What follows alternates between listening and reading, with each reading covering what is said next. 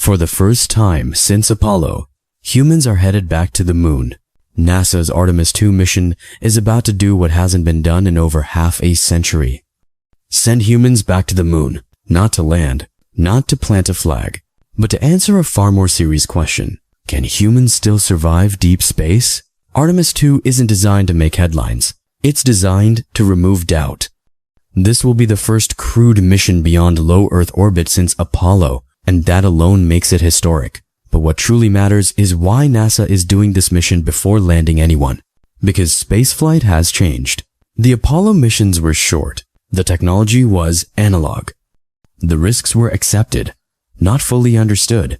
Artemis II exists to prove that modern humans using modern systems can handle the reality of deep space again. No space station to hide behind. No rescue mission on standby. No quick return. Just 4 astronauts, 1 spacecraft, and the long way home. Everything depends on NASA's Space Launch System. SLS isn't meant to be flashy. It isn't reusable. It isn't experimental. It exists for one reason only: raw power. 2 massive solid rocket boosters ignite simultaneously, producing more thrust than any rocket since Saturn V. Between them, a giant core stage burns liquid hydrogen and oxygen, pushing the Orion spacecraft toward escape velocity. There is no second launch attempt for this mission. When Artemis II lifts off, it must work perfectly. Once in space, the astronauts live entirely inside Orion. No extra modules, no expandable habitat, no room to escape the system they're testing. The crew module is small by design. The European-built service module provides power, propulsion, water, oxygen, and thermal control, everything keeping the crew alive. This mission isn't about comfort. It's about discovering what breaks when humans are inside the system for real.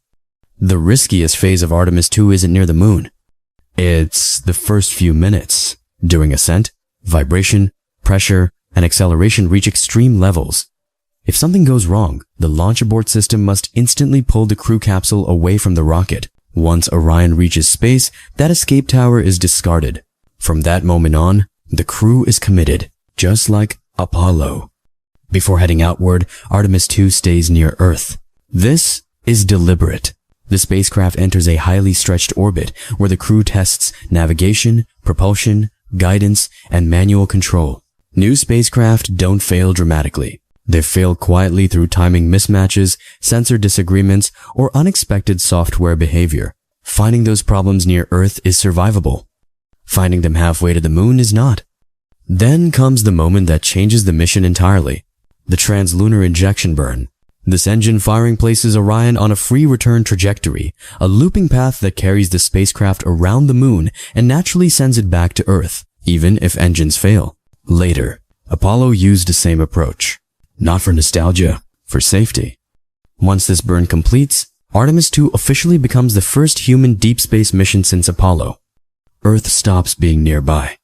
Now, before I get to the next point, which is extremely important, subscribe to the channel for more genuine, authentic space news and updates. The days between Earth and the moon are where Artemis II becomes quietly historic. Radiation exposure increases, communications delay, isolation sets in. NASA watches everything. How the crew sleeps. How life support systems perform continuously. How astronauts react to simulated emergencies. They practice radiation shelter procedures, daily operations, and long-duration routines that future Moon and Mars missions will depend on. This is where confidence is built or lost. Artemis II does not land. Instead, Orion swings around the far side of the moon, a region humans haven't seen in person since the 1,970 seconds. For a short time, Earth disappears behind the moon. No live contact. No immediate help. Just 4 humans experiencing the moon as a destination, again not a concept. Returning to Earth is its own test. The service module separates and burns up. The crew capsule hits the atmosphere at extreme speed, faster than any low Earth orbit return. Heat builds. Plasma forms. Communication drops out. Then parachutes deploy. A splashdown in the Pacific ends a roughly 10-day mission that resets human spaceflight. Artemis II isn't the grand finale. It's the gatekeeper. If it succeeds, lunar landings resume. Orbital outposts become viable. Mars missions become realistic. If it fails, everything pauses.